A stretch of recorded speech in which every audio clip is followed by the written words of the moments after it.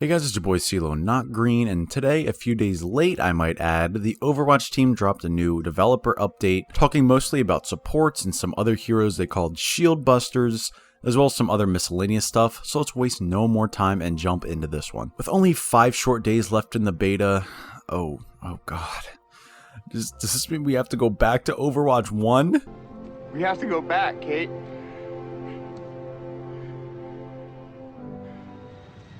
We have to go back! Anyway, with only 5 days left in the beta, the dev team wrote an article discussing some of the thoughts and data they received since the patch about a week ago with Zen's Sparta Kick, Soldier's Nerf, and Sojourn's Buff. In this blog, they mostly go over a lot of data around the supports and some other glimpses into the future, regarding some changes we could see to heroes like Moira and Mercy. They first talk about Zen and his new buffs. Surprising to no one, Zen's pick rate went up by quite a bit, and so did his win rate. This could just be a side effect of him just getting picked more because everyone wants to try out the shiny new thing, but overall they said that Zen is maybe a little too good. His death rate went down by a lot, and his kill percentage went up by 10%. Zen right now is a monster. If you can hit your shots as Zen, he's super deadly at this point, and close range, if he kicks you and then shoots you, yeah, you're done. His whole point is supposed to be a glass cannon archetype, and it almost feels like that glass part is just gone. Everyone focuses in on the new passive, but I think the much better buff was his extra shields. Zen has had maybe the most HP changes in the game. He started out in Overwatch 1 when it launched with 150 HP, then was buffed to 200, and now he has 175 shield with a total of 225 total health. With the shields regenning and the healing passive, Zen has a lot of self-heal right now on top of the new kick. It's insane how good he is. Honestly, I think he needs a nerf again. The knockback is fine, but I feel like he's too good with how much it is. It either needs to be an internal cooldown so he can't just spam his boop constantly, the knockback from the kick needs to be turned down a little bit, or the extra damage needs to go. The health plus the kick buff feels a little too much right now. He's in a much better place though since the start of the beta. I'd rather have the overall Overwatch balance philosophy be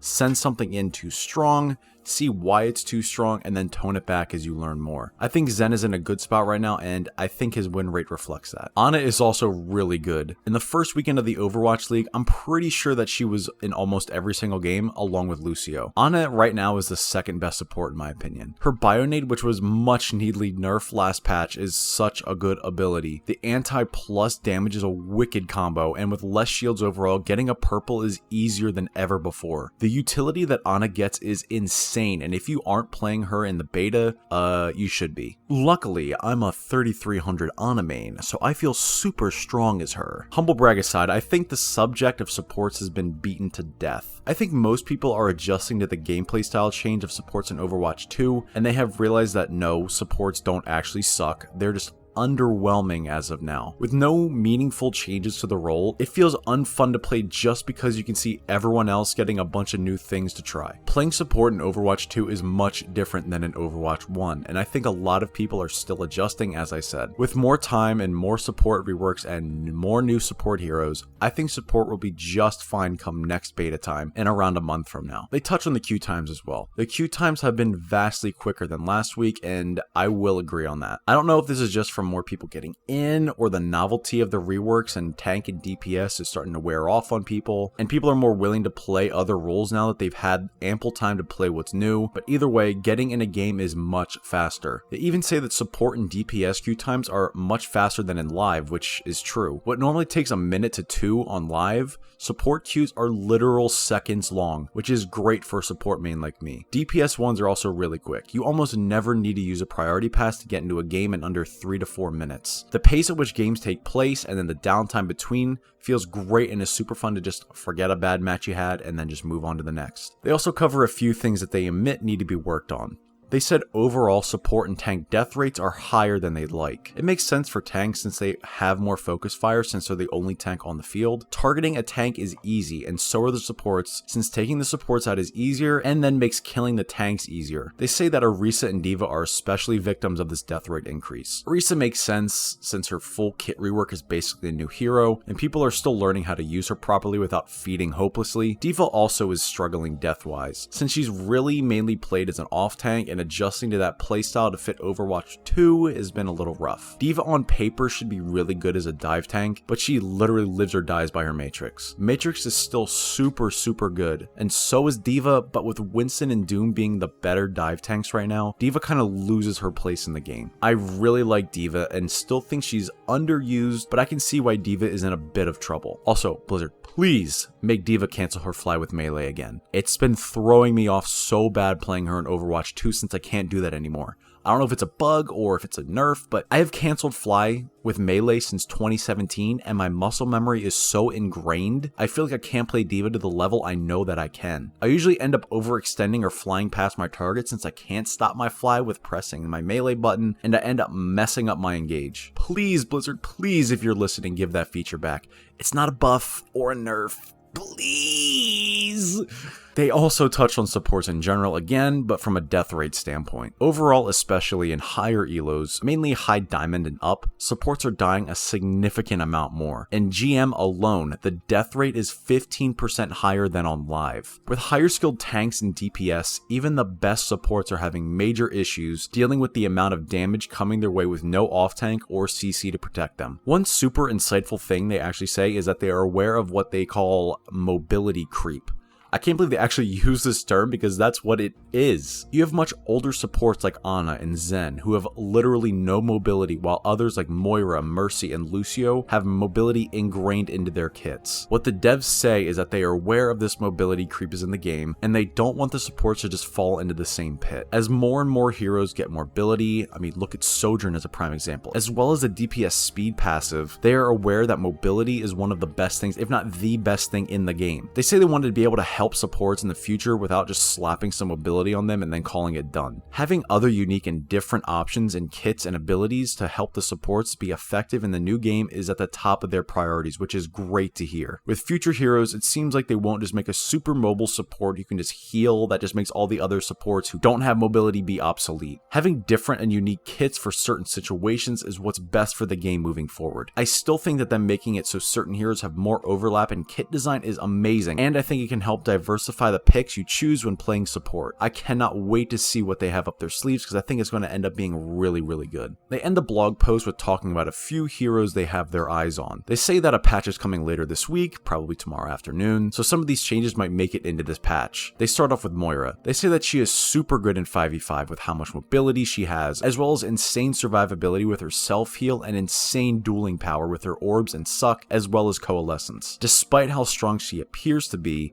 they say that between live and the beta, her win rate is pretty similar, so she's kind of treading water at this point. However, the dev team is aware that just because a hero's win rate is fine, does not mean that overall the hero is too. Moira is one of the most, sorry to say, brain dead heroes in the game. She requires almost no skill to get value, as just pressing buttons is her main gameplay mechanic. Press click to heal or damage in a large radius. Press E and then click to fire and forget her orbs. Really good Moiras have good cooldown management, and dueling a Moira who knows how to time her fade and heal bubble is unbearable. But other than that, there's really no useful mechanic to Moira besides giant heals. They say that they want to add some utility to her kit, as well as making her orbs a lot more in line with other supports' healing and damage numbers. I think that this means that the orb healing and damage will go down to fit the rest of the cast, as well as getting a new utility in her fade. A while back, if you remember, they experimented with Moira having a cleanse ability on her fade. This ranged from anyone she passes through gets cleansed of any status effect, to when she comes out of fade, an AoE cleanse bursts from her, and a range AoE cleanse was applied to her teammates. I think this might come back. I think having a cleanse ability is super important in this 5v5 game. With Nade being a huge game changer, as well as any other debuffs being on the field with one less tank, having someone like Moira to be able to cleanse this almost makes her fit into that almost off-tank role. Moira could end up being the peel support if they give her the cleanse. I hope that they do this because giving Moira an active role besides holding down a button is a great direction. Having every hero with some kind of impact is something I would really like for the devs to have, especially for supports. Mercy was also talked about. Mainly, it seems like what I like to call the e-girl jump. Yeah, looks like that's going to be a part of her real kit now. Rather than pressing crouch and guardian angel at the same time, waiting for her to hit the bottom part of her flight and then hitting jump to get that fat air boost, it looks like her super jump will be a part of her actual kit. I do not know how I feel about this. I can already tell the Mercy mains, I used to be one so I can say this, are gonna shit themselves crying how they're taking more skill out of a super unskilled hero. I like playing Mercy a lot, okay, I'll be honest. I played her for, almost 20 seasons in Overwatch 1.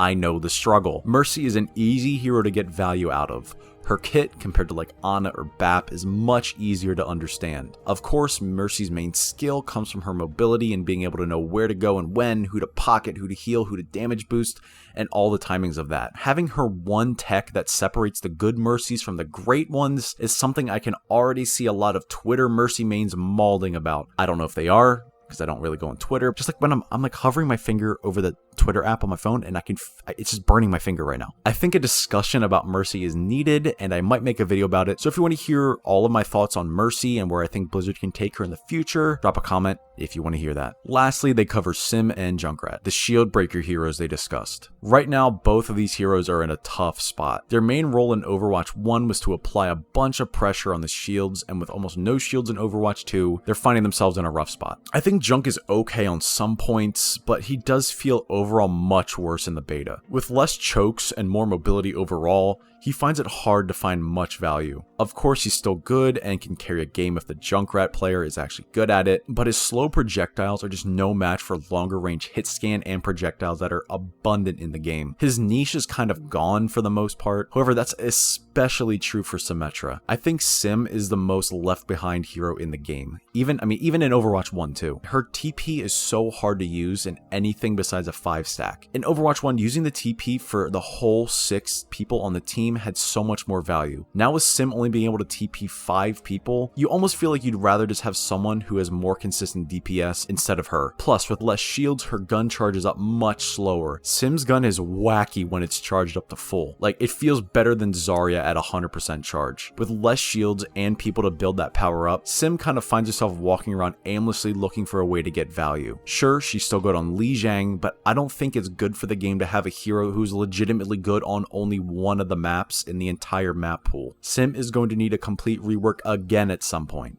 What, this will be her 4th major rework? I don't know. I like the idea of Sim's kit, but the game is just evolving past the need for someone like her. Okay, that was pretty much everything in the article. Main points: Mercy and Moira are getting some tweaks, Sim and Junk might get looked at, and there's probably going to be a patch tomorrow, since this is the last weekend before the beta ends. Overall, I love this blog post series. It's a great feeling knowing the Overwatch team is open to more transparency about what they're looking at and why they feel that way. This is a far cry from the Overwatch team of 2020 or 2021, where we would go 6 months with no patch and no update on where anything was going. I really can't wait to see what's coming up in the next beta. I hope we get a new support hero. I can almost guarantee that that's what it'll be, plus a couple new maps as well. I am really happy that Overwatch is in a place where we can say we have things coming down the pipeline and have real tangible things to look forward to. I cannot wait to see what's next. Okay, that's it from me. Please like the video if you enjoyed or learned something new. Please subscribe and ring the bell icon to see more from me and to get notified when I upload next. And leave a comment on how you feel supports are currently in the beta. Are you having fun? Struggling? Why? Okay, and with that, thank you guys so much for watching, and I'll see you in the next one.